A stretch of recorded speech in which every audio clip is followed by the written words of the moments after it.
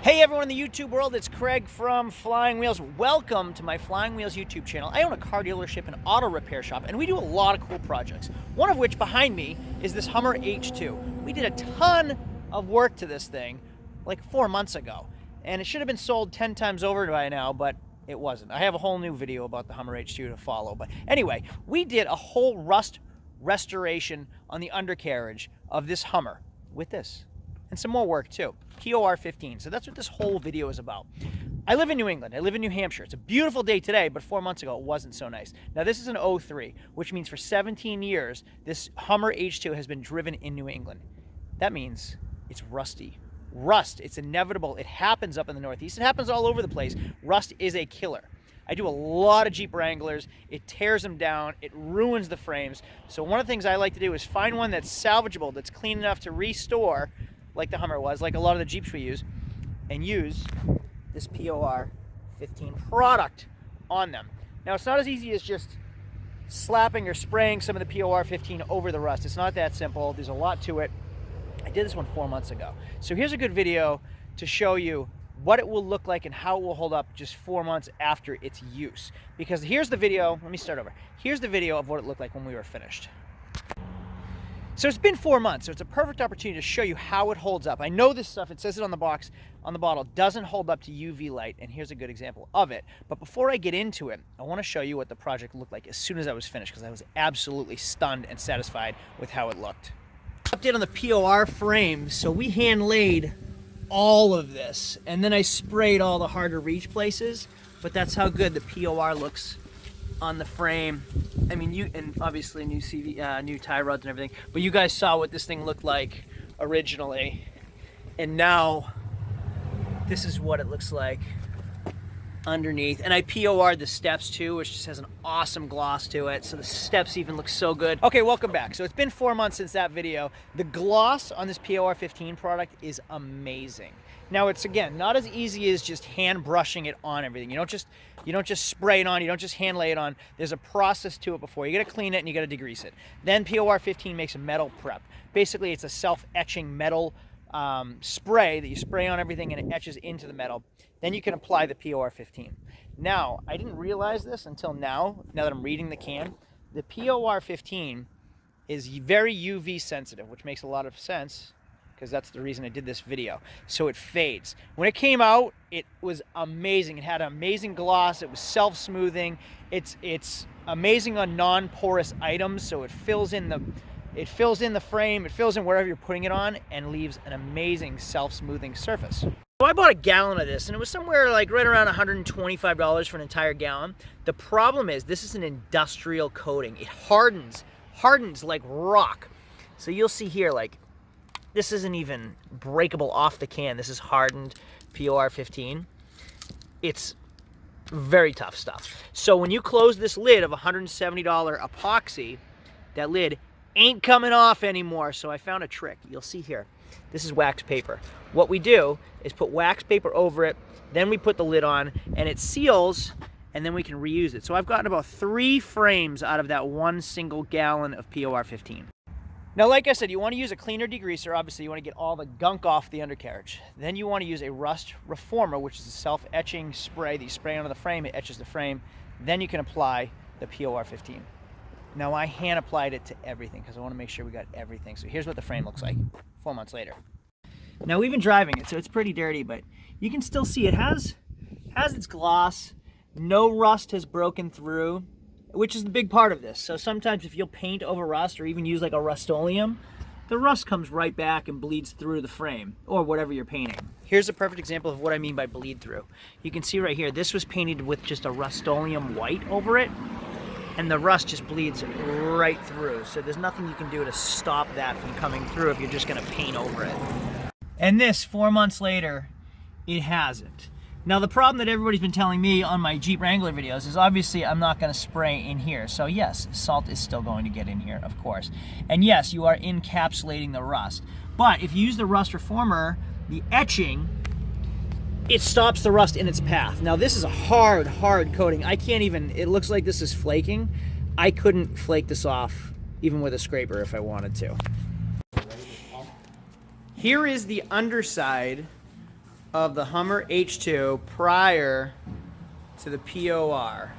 I started applying a little bit to the rear diff right there, but this is the undercarriage before, and the frame before POR.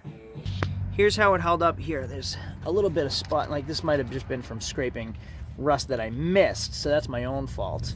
But I hand brushed everything. I could have sprayed it and then I would have oversprayed on everything and I would have applied too much. This stuff, when you get it on your skin, it lasts for weeks. So don't get it on your skin. Wear gloves and wear some good clothes. The part that I really liked, all the trim I sprayed as well, the steps, and you can kind of see that it's peeling off. Maybe it wasn't prepped properly. I didn't really do much prep to those besides just washing it.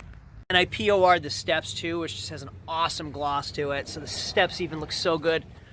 But the big thing was the gloss, and I didn't read the back of the can thoroughly. Again, it's UV sensitive, which I didn't realize. I loved the self-smoothing gloss finish, so I put it on everything. I put it on the push bar, I put it on the bumpers. Now look it has a dull finish. So everything is not even satin anymore, it's kind of just flat. It's flattening itself out. The black trim, actually this is still pretty glossy, but you can see where it's starting to fade in certain places. This is metal. Where the UV doesn't hit, it's still glossy, but where the UV hits, it dulled out. So it's like a dead black, which I'm really disappointed about. I loved how it came out when I first did it. I loved it so much that I sprayed all the plastics. So even these plastics, like you can see it's glossy here, but it's starting to dull out here. All the way around back here too. This is metal. So you do unfortunately need to top coat it, which I didn't want to do. I loved how it looked before. So I guess you're gonna have to put, they sell the top coat, or you can use like a Rust-Oleum gloss black over it to keep the gloss black too. I was just hoping it would stay the same gloss that it had on it before. The frame, again, you don't get any light to the frame, so I'm pretty proud of that, how that came out. Undercarriage is pretty good. No, again, no rust has bled through anywhere. Here's the Wrangler I did right around the same time, about 4 months ago. And that frame is perfect. I guess the tops, you can see the top up there. Maybe that's for me missing spots right there too. I did these steps. Now these were really rusty and that came out nice. And this was just absolutely despicable. These fenders should not have been the condition they were in. So I'm going to show you a quick video of this Jeep Wrangler when we got it. Aftermarket fenders, and unfortunately the thing got crazy rusty. It's not rotted, it's just crispy. So like the paint chipped off and then it all started to flake and turn to rust.